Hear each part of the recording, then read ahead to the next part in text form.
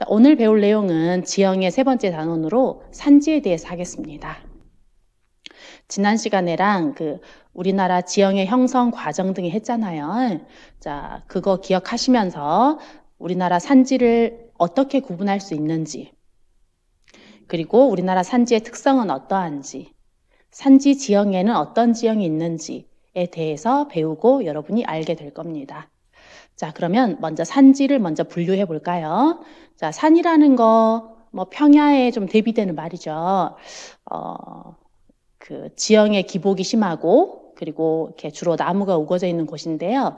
이 산지가 쭉 연결되어서 어떤 선상으로 배열되는 것을 우리는 산맥이라고 부릅니다. 자, 산맥을 크게 1차 산맥과 2차 산맥으로 분류할 수 있어요. 자, 1차 산맥, 2차 산맥.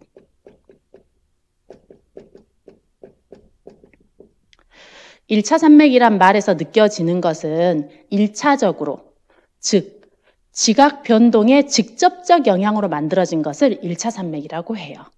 그럼 2차 산맥이라는 것은 2차적으로 혹은 부수적으로 라는 뜻을 좀 담고 있어요.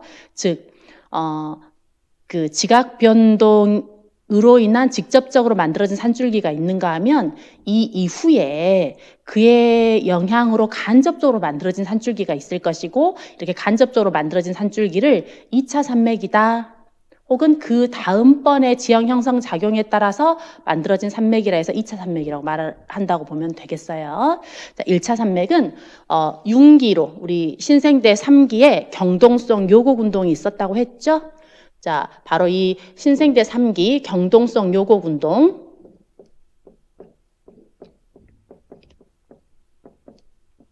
즉 융기로 직접 만들어진 산줄기예요. 자, 융기에 축이 되었던 곳을 중심으로 이렇게 땅이 솟아올랐고, 그 때문에 높은 산이 이렇게 선상으로 분포하는 것이 1차 산맥인데요. 그러다 보니까 이 산맥은 연속성이 뚜렷하고 높고 험준하고, 그래서 사람들이 이 산을 넘어가기가 굉장히 힘들어요. 너무 높으니까. 그래서 당연하게도 이 산을 경계로 양쪽에 있는 지역 간에는 교류하기가 어려웠죠. 따라서 생활권의 경계 역할을 톡톡히 했겠죠. 이게 1차 산맥이에요. 자, 반면 2차 산맥은 융기 이후에 하천 침식 과정에서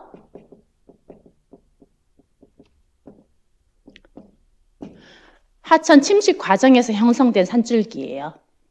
한반도가 신생대가 막 되었을 때 오랜 침식으로 이렇게 낮고 평탄했다 그랬죠? 그러면 하천은 굉장히 느리게 흘렀을 거야. 그러면 하천의 침식력은 아주 약했겠죠. 그런데 신생대 3기 때 동쪽은 많이, 서쪽은 조금 융기하는, 아무튼 비대칭 융기운동이 일어나게 되면서 이 지표상에 흐르는 하천은 평평했을 때에 비해서 갑자기 유속이 빨라졌을 거예요. 유속이 빠르면 침식력이 왕성하게 진행되겠죠. 그러면서 땅을 막 깎아내겠죠. 한마디로 우리가 판화에서 만들듯이 하천이 막 흐르면서 땅을 조각도로 파듯이 이렇게 파내버리는 거예요. 그러자 하천이 흐르는 곳이 쫙 파지고, 또 그 옆에 하천이 또 흐르는 곳이 쫙 파지고, 이러다 보면 그 사이가 남아서 산처럼 보이겠지. 이렇게 하천이 침식되고 남은 것이 산줄기 형태가 되어가는 거, 이런 게 바로 2차 산맥입니다. 2차 산맥은 이 높이 솟은 백두대간, 융기에 축이 되었던 곳에서부터 강이 흘러가면서 만들어진 것으로, 서쪽으로 가면 갈수록 융기량이 적은 지역이다 보니까 2차 산맥 자체도 서쪽으로 가면 갈수록 낮아지는 패턴이 나타나게 돼요. 그리고 아래 하류 지역으로 가게 되면 강은 흐르다가 두 줄기가 만나기도 하거든요. 그러면 당연히 산줄기도 중간에 또 끊어지는 듯이 보이게 되겠죠. 그래서 2차 산맥은 연속성도 뚜렷하지 않고, 그리고 그렇게 높이도 높지 않아요. 그리고 서쪽으로 갈수록 점점 낮아지는 패턴을 보이고 있지. 이런 걸 2차 산맥이라 그래요. 자, 근데 2차 산맥을 이야기할 때 좀 생각해야 될 게 뭐 있냐면, 우리 중생대 때 지각운동이 있었다고 했잖아요. 즉, 중생대 때 초기에 송림변동 때 랴오뚱 방향의 단층선을 만들었고, 중기의 대보조선운동 때 중국 방향의 단층선을 만들었어요. 암석이 이 방향으로 심하게 깨진 거야. 그리고 땅은 되게 울퉁불퉁했죠.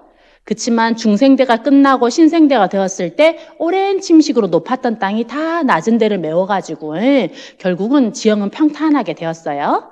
그치만 땅 속에 있는 단층선은 그대로 담고 있었지. 그 상태에서 동쪽을 중심으로 해서 융기운동이 딱 일어난 거야.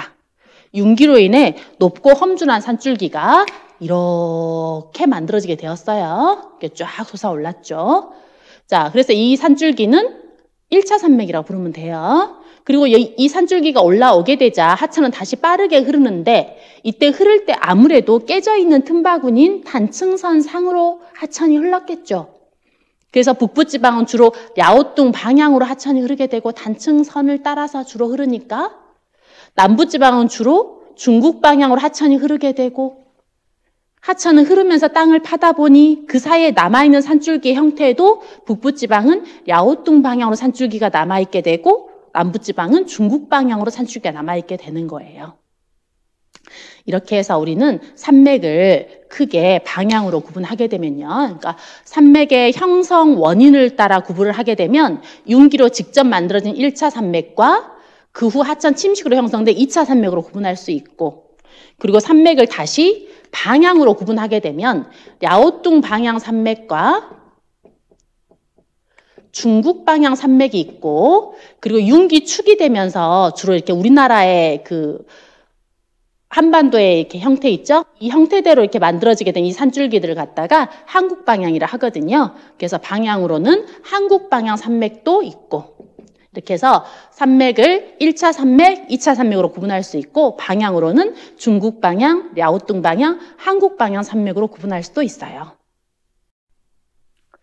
자, 우리나라 산맥을 1차 산맥과 2차 산맥으로 구분할 수 있어요. 1차 산맥은 융기의 영향으로 직접 만들어진 높고 험준하고 연속성이 뚜렷한 산맥. 2차 산맥은 그 후 하천 침식에 따라 침식되고 남은 것이 연속성을 나름 가지고 있었을 때 그 산맥을 2차 산맥이라고 불러요. 1차 산맥에 비해서는 연속성이 훨씬 더 떨어지고 융기량이 적은 서쪽으로 가면서 점점 낮아지는 모양을 보이죠. 그리고 산맥을 다시 방향에 따라서 랴오뚱 방향 산맥, 중국 방향 산맥, 그리고 우리 한반도의 방향인 한국 방향 산맥 이 세 개의 방향이 있어요. 자, 그러면 1차 산맥과 이 방향이 반드시 일치한 건 아니에요. 1, 2차 산맥과 방향이 반드시 일치한 건 아닌데요. 자, 한번 보면요.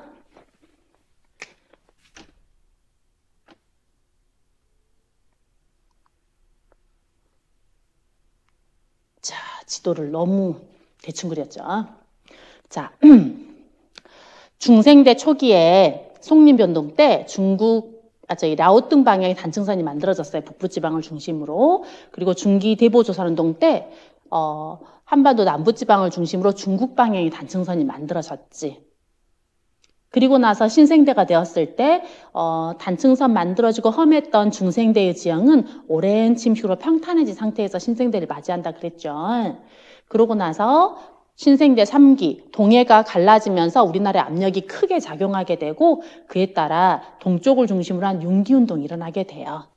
그렇게 해서 암석은 이렇게 깨진 상태에서 동쪽을 중심으로 한 융기운동이 일어나면서 이렇게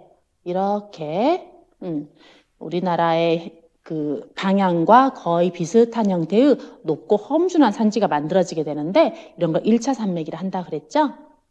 자, 1차 산맥은 한국 방향 산맥들은 다 1차 산맥이에요. 자, 그 산맥의 이름을 보게 되면요.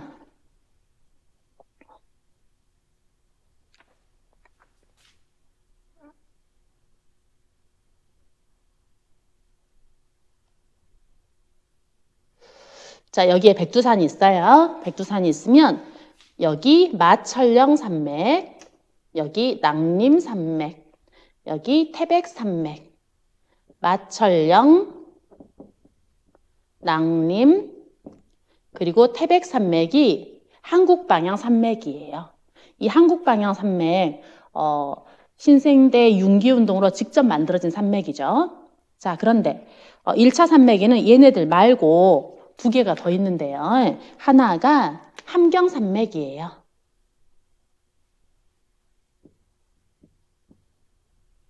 그리고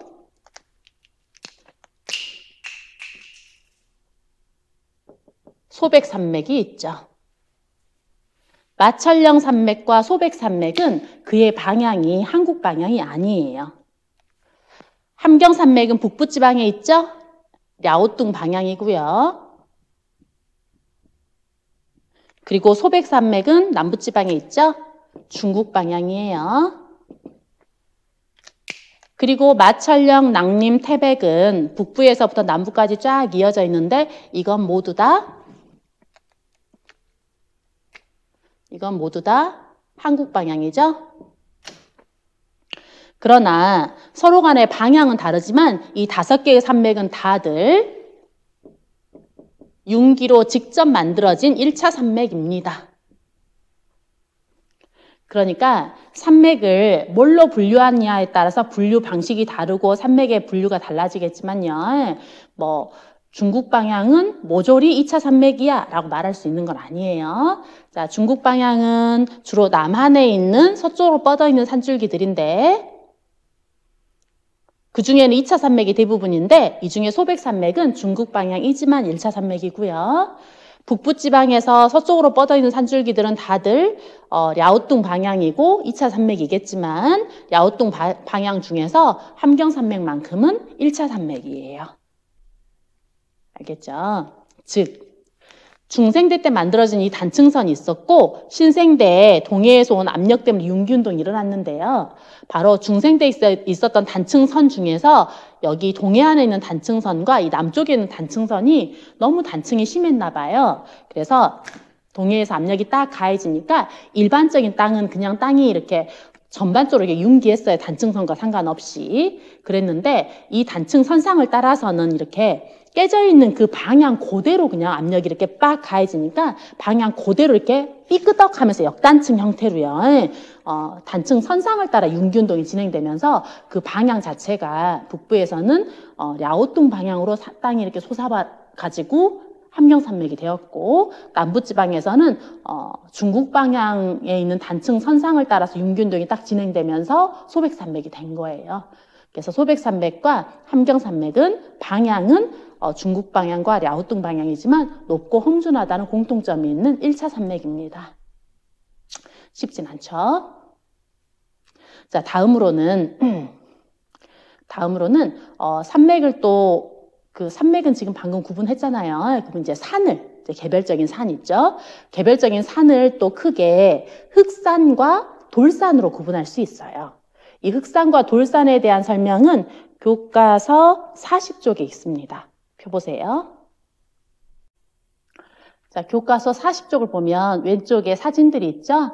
자, 위에 있는 사진은 돌이 드러나 있는 산봉우리이고 아래에 있는 사진은 나무가 우거져 있는 산을 쫙 보여주고 있잖아요. 자, 그래서 산을 크게 흑산과 돌산으로 나눠서 볼 수 있는데요. 두 산은 그 산을 구성하고 있는 기반암이 서로 달라요. 흑산은 주로 변성암이고요. 돌산은 화강암이에요. 자, 변성암이라는 것은 아주 오랜 세월 높은 압력과 높은 열 등에 의해서 변성된 암석인데 아주 단단합니다. 이 단단한 변성암은 풍화에도 되게 강해요. 강하지만 만약 풍화가 된다면 천천히 풍화가 되긴 하는데 풍화가 된다면 아주 미세한 진흙 성분의 흙을 만들게 돼요. 자,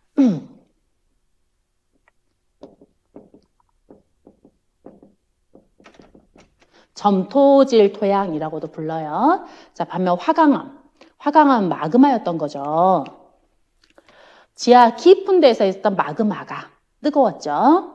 일부는 땅을 뚫고 나와서 화산이 돼가지고 이렇게 바로 화산이 돼서 땅을 뚫고 나오게 되면 바로 차가운 공기랑 접하다 보니까 순식간에 땡 하니 굳겠지.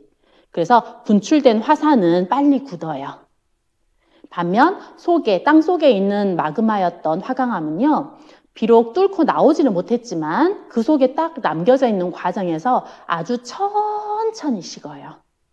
그래서 저는 생각할 때 자, H2O, 물이죠. 이 물이 얼긴 어는데 어떻게 오냐에 따라서 얼음이 될 수도 있고 눈이 될 수도 있잖아요. 다 H2O인데 완전 다르죠, 서로. 강함도 다르고 만졌을 때 느낌도 다르잖아요. 뭐 그것처럼 선생님은 비유하고 싶어요. 즉 지상에 이렇게 딱 분출해서 순식간에 딱 굳어버린 화산암들은요. 뭐 얼음 같다면 속에 있는 화강암, 천천히 굳으면서 천천히 식은 화강암은 꼭 온실 속의 화초 같아. 자, 온실 속의 화초처럼 얘는 뽀샤시한 예쁜 돌이 되었어요. 결정도 좀 큼직큼직하게. 자, 그랬는데 지하 깊은 데 있는 암석이 화강암이라고 했잖아요. 마그마가 굳은 거. 자, 그런데 오랜 세월 지나서 얘를 덮고 있던 암석들이 점점 풍화작용에서 제거가 되었어요. 지금 현재 화강암이 지상에 노출되었어. 깊은 데서 만들어진 암석인데 노출되었어요. 그렇게 되면 그동안 화강암을 누르고 있던 하중이 제거가 되다 보니까 화강암은 약간의 팽창이 진행되는 경우가 있죠. 그러면서 암석이 깨져요. 그리고 그 환경에 따라서 깨진 그 정도, 암석이 깨진 틈을 전리라고 부르거든요. 전리가 좀 더 많은 지역과 그러지 않은 지역이 나오게 돼. 그리고 화강암이 대규모로 관입한 곳이 있는가 하면 단층선을 따라 소규모로 관입한 곳도 있죠. 이렇게 화강암은 노출되는 환경에 따라서 굉장히 다양한 형태의 지형이 나올 수 있는데요. 정말 야누스의 얼굴처럼요. 너무나 다른 두 모습을 화강암은 가지고 있어요. 여러분이 알아두세요. 자, 화강암 관련해서는 지리에서는 두 개의 지형이 굉장히 의미 있게 나오는데요. 첫째가 돌산, 지금 하고 있는 거죠. 둘째가 침식 분지에 대한 거예요. 자, 침식 분지라는 것은, 분지라는 지형은요, 산으로 둘러싸인 평야. 자, 산으로 둘러싸여 있는 평야를 분지라고 해요.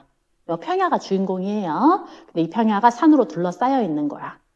자, 이 침식 분지의 형성 과정을 보게 되면 어쨌냐면 주변이 굉장히 단단한 암석, 주로 변성암이었을 것 같아요. 단단한 암석이 있었는데 그 단단한 암석에 어딘가 이렇게 팍 깨지고 그 사이로 화강암이 관입을 한 거야. 그래서 변성암 사이에 화강암이 존재하게 된 거지. 그리고 오랜 세월 지나서 위에 있는 암석들이 느리지만 결국은 깎여가지고 결국 화강암이 노출되었어. 노출된 환경을 보니까 여기에 화강암은 있지만 주변 암석은 변성암인 거야. 그랬을 때 변성암은 워낙 단단하니까 천천히 깎이고 화강암은 상대적으로 빠르게 깎여요. 그러다 보면 화강암 지역이 낮아지면서 산으로 둘러싸인 평야가 되는 거야.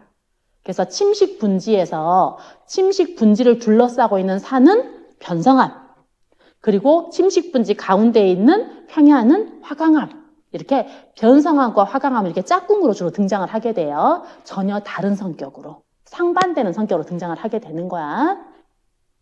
자, 화강암은 변성암에 비해서 침식에 약하다 보니까, 풍화작용에 약하다 보니까 낮은 이렇게 분지 바닥을 이루게 되죠.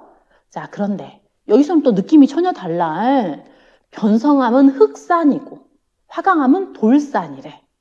그쵸? 자, 화강암은요, 노출된 환경에 따라서 이렇게 전리가 많이 발생할 수 있다 그랬잖아요. 그러면 이제 거기로 수분이 침투하게 되면 이 수분에 의한 이 심층풍화, 입자상 붕괴가 되게 잘 일어나는 편이거든요. 그에 따라서 화강암이 빠르게 모래알갱이로 바뀌어요. 자, 화강암은 토양이 된다면 무슨 토양이 되냐면 모래 성분의 토양이 돼요. 자, 그럼 봐요. 여기에 돌틈 사이에 진흙이 꼈어. 진흙이 껴있으면 비가 와도 진흙 잘 안 씻기죠. 우리 운동화에 진흙이 묻었어. 그러면 그 운동화 물에다 할랑할랑 한다고 해서 진흙이 없어지지 않지. 직접 솔로 문지르지 않는 한 없어지기 어렵잖아요. 그렇게 점토는 이렇게 어딘가에 딱 잘 달라붙어 있고 어딘가에 잘 껴있어요. 반면 모래는 아니죠. 모래는 무게감이 있음에도 불구하고 물에 굉장히 잘 씻겨 나가버려요. 따라서 자, 변성암이 풍화돼서 진흙이 되었어. 그 진흙은 돌틈 사이에 그대로 딱 껴있다 보니까 이 속에 씨앗들이 싹을 틔우고 자라게 좋은 환경이 만들어져요. 그래서 점토질 토양이 있는 그 그 흑산에서 있죠. 변성암 지역에서는요, 식물들이 많이 자랄 수 있어. 식물들이 자라게 되면 당연히 이 식물들은 또 비가 왔을 때 비바람의 충격을 막아주는 완충제 역할을 하는 데다가 식물의 뿌리가 또 흙이 침식되는 걸 막아주는 역할도 하겠지. 그러다 보니까 변성암은 풍화작용이 서서히 진행되긴 하지만 그럼에도 불구하고 풍화되면서 만들어진 흙도 거의 그대로 그곳에 간직하고 있고 나무나 이런 것들이 썩어서 만들어진 여러 가지 부식 산물들도 역시나 부산물들도 역시나 같이 이렇게 많이 남아져 있다 보니까 시간이 갈수록 토양이 되게 이렇게 풍부해져요. 토양층이 깊어지고 거기에 나무도 우거지지. 반면 화강암은 모래 알갱이로 바뀌어요. 그래서 비가 오게 되면 빗물에 의해서 금세 씻겨 나가버려. 전리가 많은 곳을 따라서 빠르게 모래 알갱이로 바뀌고 비가 왔을 때 이것이 딱 씻겨 나가게 되면 여기에서 무언가 싹이 트고 나무가 자라기는 쉽지 않은 환경이죠. 그렇게 해서 화강암이 어떤 곳이 먼저 풍화돼서 모래 알갱이로 바뀌고 이곳이 씻겨 나가버리게 되면 상대적으로 덜 깨진 부분, 그 부분은 돌멩이 형태로 그대로 노출이 되는 거예요. 그렇게 해서 화강암은 오히려 산봉우리가 돌산 형태를 가지게 돼요. 자, 그래서 돌산은 화강암. 자, 어렵죠? 그래요. 그럼 대표적인 산이 어떤 건지 여러분 아셔야 되는데요. 흑산의 대표적인 산. 자, 흑산이 일단 나무가 되게 우거져 있고 되게 풍요로운 산이라고 볼 수 있어요. 그래서 이 깊은 산 중에서도 사람들이 그냥 자급자족하며 사는데 아무 문제가 없어. 어려움이 별로 그렇게 크지 않아요. 대표적인 것이 뭐냐면 지리산이야. 선생님은 지리산 하면요. 청학동이 생각나요. 혹은 빨치산이 생각나지. 자, 청학동이면 알죠? 이렇게 머리 닦고 조선시대 생활 양식을 현재까지도 유지하면서 사는 사람들. 자, 그 사람들이 그곳에서 그렇게 살 수 있었던 건 외부와 교류하지 않고도 장시간 아주 긴 세월 동안 자신들의 삶을 살 수 있었어. 교류하지 않았다는 건 깊은 숲속으로 이렇게 차단되어 있기 때문에 그러겠죠. 그리고 그 속에서도 여전히 큰 마을을 이루며 살 수 있었던 건 그만큼 풍요롭기 때문이겠지. 흑산이어서 그래요. 또 선생님 빨치산 이야기하니까 되게 옛날 사람 같죠? 그 6.25 때 공산주의자들이 메가더 장군의 인천 상륙작전으로 허리가 이렇게 딱 끊기고 북으로 돌아갈 수 있는 길을 차단당하면서 맨 마지막까지 이렇게 몰려 들어갔던 곳이 지리산이었어요. 그 사람들이 이제 빨치산이라 그랬는데요. 그 사람들이 이 사람들을 토벌하려는 정부군이 그렇게 많이 이곳에 투입이 되었음에도 불구하고 이 지리산의 그 깊은 숲과 이런 것 때문에 몇 년을 버텼는지 몰라요. 그리고 물론 다 토벌되었죠. 자, 이렇게 숲이 우거져 있는 지리산. 이게 흑산이야. 자, 그럼 돌산의 대표적인 애는 흔들바위, 울산바위가 있는 설악산. 12,000봉, 그리고 신선이 살 것 같은 금강산. 이런 데가 돌산이에요. 돌산은 경치가 되게 예뻐. 관광지로 이용할 만하지. 그래서 이렇게 막 돌멩이 사이에 피어난, 자라고 있는 단풍나무가 약간 가녀린 듯 하면서 쫙 퍼져 있는 단풍나무 있죠. 뭐 전체 우거진 게 아니라 돌을 배경으로 한 그루가 쫙 올라오는 사진. 아무튼 이 금강산은 뭔가 깨달음을 얻기 위해서 폭포에 앉아가지고 이렇게 돛 닦는 사람 있잖아요. 이런 사람들이 들어가기에 적합한 거지. 금강산에 큰 마을을 이루고 살긴 힘들어요. 왜? 토양층이 얇고 숲이 우거져 있지 않거든요. 자, 그래서 알아두세요. 흑산의 대표적인 애는 지리산, 덕스러운 덕유산 얘네들이고요. 돌산의 대표적인 애는 금강산, 설악산, 그리고 우리 청와대 있죠. 청와대 뒷배경에 있는 북악산이나 그 뒤에 있는 북한산이나 다들 이렇게 돌들이 좀 노출되어 있고 토양층이 얇아 보이거든요. 걔네들이 다 또 돌산들. 돌산은 암석이 기반암이 화강암. 흑산의 기반암은 변성암. 알아두세요. 네. 자, 다음에 40쪽에 약간 위쪽에 있는 내용들 좀 할게요. 거기에 보면 고위 평탄면이네 혹은 저산성 산지 혹은 구릉성 산지라는 말이 있는데요. 자, 우리나라가 신생대 3기 융기운동으로 동쪽을 중심으로 융기가 이렇게 많이 되었다 그랬죠? 그러면서 이게 산이 만들어지긴 했는데 이 산의 높이가 그렇게 높지 않아요. 한반도 전체를 걸쳐서 제일 높은 산은 백두산이에요. 2744m. 생각보다 별로 안 높죠. 자, 2000m 이상의 산은 백두산 근처에만 있어요. 참고로 남한에는 없어요. 남한에서 제일 높은 산은 제주도에 있는 한라산이야. 1950m. 설악산이라 금강산 이것보다 한참 더 낮아요. 자, 즉 우리나라에 있는 산은 높은 산이 별로 없다. 대부분이 500m 이하의 낮은 산이 대부분이다. 따라서 이 산을 산이라고 봐야 되나? 언덕이라고 봐야 되나? 마운틴인가 힐인가 이거죠. 거의 언덕이다라고 볼 수 있는 산들이에요. 그래서 이렇게 낮은 산, 이걸 저산성 산지라고도 하고 언덕을 구릉이라 하거든요. 구릉성 산지라고도 해요. 자, 그 다음에 우리나라 산지 중에서 그 혹시 대관령의 양떼목장 뭐 들어본 적 있죠? 혹은 뭐 고랭지, 배추밭 이런 거 들어봤잖아요. 쌤이 늘 우리나라 산지를 이야기할 때 오랜 시간 평탄해졌던 땅이, 중생대는 험했겠지만 그 뒤에 오랜 시간에 걸쳐 평탄해졌던 땅이 신생대 3기 경동성 요곡운동으로 융기했다라고 말을 하잖아요. 네가 봤어? 융기한 거 봤어? 이렇게 말할 수 있죠.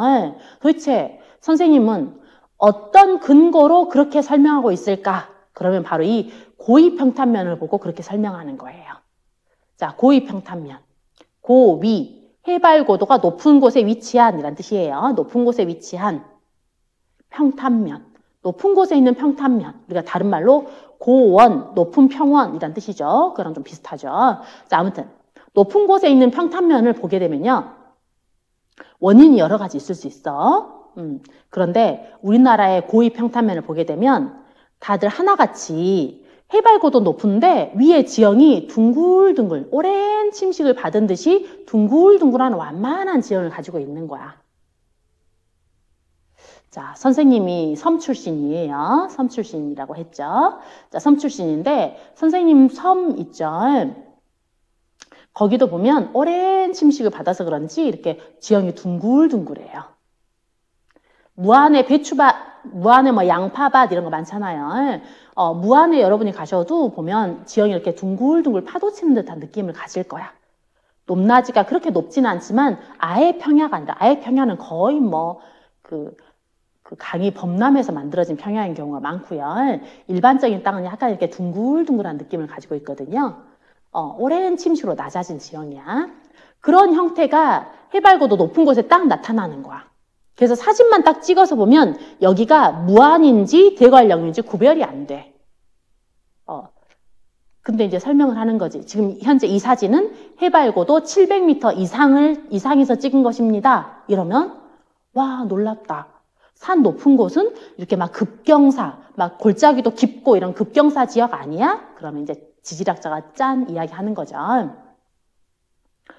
보통 해발고도가 높게 되면 강의 유속이 대체로 빠르면서 침식이 활발해서 급경사의 지형을 만드는 거 맞다. 그런데 대관령 일대가 해발고도는 높은데 평평한 이유는 바로 한반도가 융기 이전에 매우 평평했고 융기가 진행되었으며 지금 하천에서 빠르게 깎이고 있는 중이지만 현재 아직 안 깎이고 있는 유물 지형이 있으니 이게 바로 고위평탄면이다. 고위평탄면의 존재는 한반도가 융기했다는 사실과 융기 이전 지형이 꽤 평탄했다는 사실을 보여주는 증거이다 라고 말을 합니다. 자, 고위평탄면은 그런 거예요. 자, 고위평탄면, 높은데 평탄해. 그러니까 농사질만 해요. 그래서 또 이제 해발고도 높게 되면 여름에 시원하거든요. 그래서 여름철에 시원한 기후를 이용해서 배추밭도 만들고 뭐 가축도 사육하고 이렇게 합니다. 신기하잖아요. 그런데 해발고도 높은 곳이 농경지로 바뀌고 가축 사육장으로 바뀌게 되면 어떻게 될까? 우리가 마시는 물, 상수원, 하천, 이것은 해발고 높은 곳에서부터 시작된 물을 그 아래에서 이렇게 댐에서 가둬가지고 우리가 물을 마시는 거예요. 그런데 바로 물의 시작점에 해당하는 그곳에서부터 먼저 배추밭이 되고 농약을 치게 되고 가축이 사육되고 똥오줌을 싸게 되고 이렇게 돼요. 그렇기 때문에 우리가 수질이라는 개념, 수질오염이라는 개념에서 봤을 때 고위평탄면 일대가 농경지가 되고 가축 사육장이 되는 것은 매우 안 좋은 일입니다. 또한 이게 숲으로 완전 우거져 있을 때는 괜찮지만 농경지가 되면서 맨 흙이 이렇게 노출되어 있죠. 막 밭을 갈아놔서 이렇게 띄워져 있잖아요. 그래서 자칫 비가 오게 되면 빗물과 더불어서 막대한 양의 토사가 막 흘러들어요. 그에 따라 비옥한 흙이, 대부분 표면의 흙이 비옥한데요. 비옥한 흙이 이렇게 빗물에 씻겨 나가버리다 보니까 그 일대에서는 뭐 화학비료나 농약을 훨씬 더 많이 사용하게 되고, 그리고 그 아랫지역에서는 토사의 유입에 따라 댐이 자꾸 이렇게 메워지면서 홍수나 가뭄 조절 능력을 상실하게 되고, 이런 식으로 되기 때문에 고위평탄면의 개간에 대해서는 저는 개인적으로 안 그랬으면 좋겠다라는 생각을 하는데요. 그곳에서 생계가 이제 그 경제를 거기에 의존하고 있는 사람들은 제가 이렇게 말씀드리면 되게 화나겠죠. 자, 아무튼 그래서 경제적인 논리와 환경의 논리 있죠. 이게 상충되는 경우가 되게 많아요. 그렇습니다. 자, 오늘 배운 내용은 다시 한번 정리해 보면요. 산맥이라는 걸 1차 산맥과 2차 산맥으로 나눌 수 있다. 1차 산맥은 융기로 직접 만들어진 산줄기로 높고 험준하다. 다음, 산맥을 방향에 따라서 랴오뚱 방향, 중국 방향, 한국 방향으로 구분할 수 있다. 자, 그런데 앞서 언급했던 1차 산맥에는 융기로 직접 만들어진 산맥은요, 한국 방향 산맥 3개는 전부 1차 산맥이지만요, 랴오뚱 방향 하나, 즉 함경산맥과 중국 방향 하나, 소백산맥은 방향은 그러하지만 1차 산맥에 속한다. 자, 알겠죠? 다음에 산지를 흑산과 돌산으로 구분할 수 있다. 흑산은 변성암으로 되어 있다. 숲이 우거져 있고 토양층이 두껍다. 돌산은 화강암으로 되어 있다.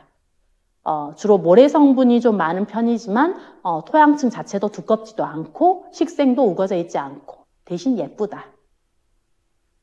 자, 그리고 화강암에 대해서 이야기했어요.